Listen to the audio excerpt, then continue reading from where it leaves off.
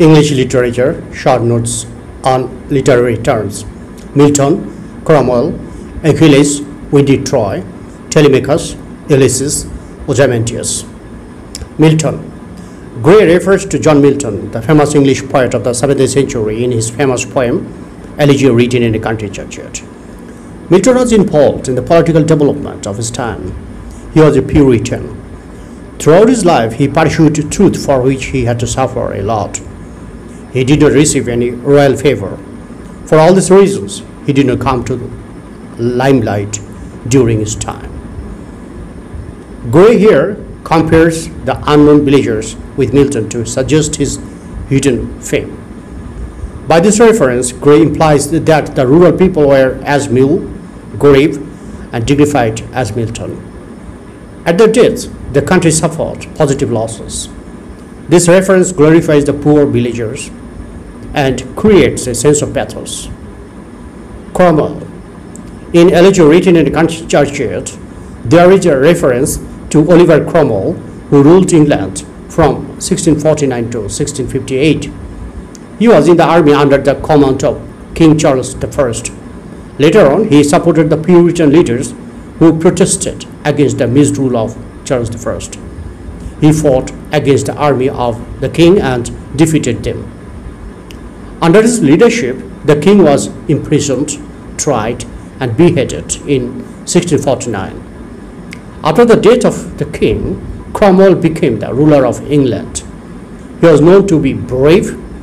Gray here compares the villagers with him to indicate that there might have been a few persons among the dead villagers who were as brave as Cromwell, but they did not get a chance to show their bravery.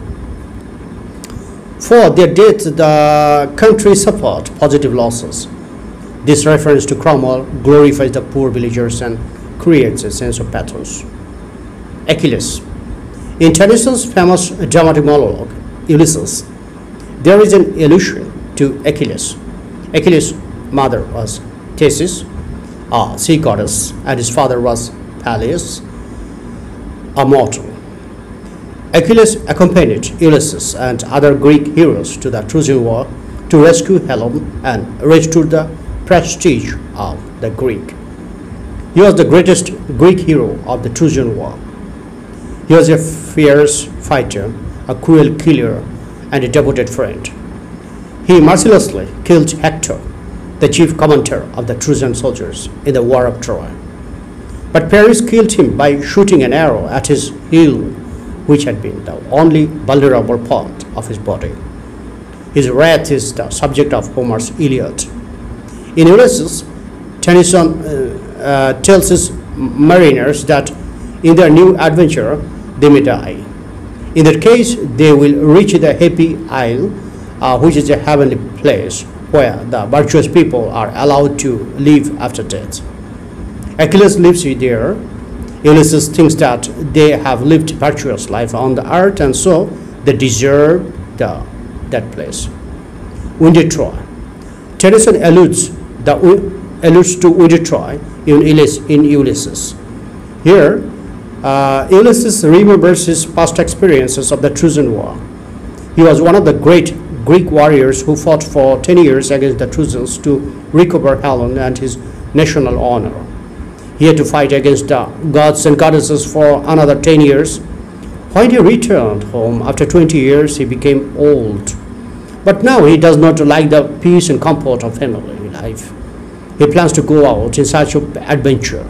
He wants to explore the yet unexplored area of human knowledge. Ulysses refers to the Windy Troy as a proof of his prowess. He tells his mariners that the man who could fight and win the war of Troy has the ability to go beyond the horizon to search of newer knowledge. Telemachus. In Ulysses, there is an allusion to Telemachus. He is the son of Ulysses, the king of Ithaca in mythical Greece. Ulysses points at him and proudly describes his attitude to life.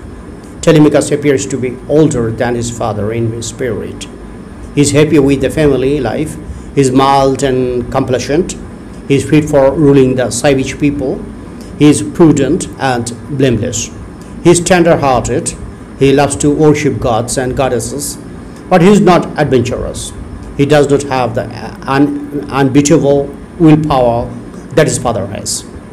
Though young, he seems to lack youthful desires.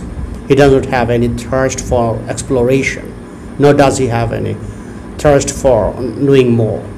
Ulysses decides to leave the country in charge of Telemachus and go for adventures. Ulysses. Ulysses is the only speaker of Tennyson's famous dramatic monologue, Ulysses. He was the king of Ithaca, a kingdom in mythical Greece. He was the great hero of the ancient Greeks. He fought in the Trojan War and won the battle after 10 years.